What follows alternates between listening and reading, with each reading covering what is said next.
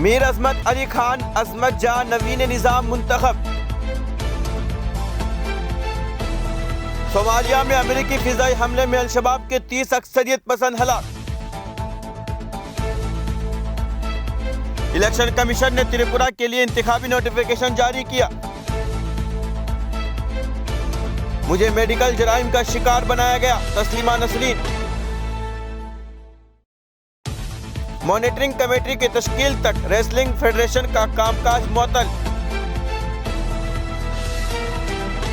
इमरान खान को पीटीआई का चीफ सरपरस्त बनाया जा सकता है। धामी ने गुरमीत राम रहीम को पैरोल मिलने पर बरहमी का इजहार किया।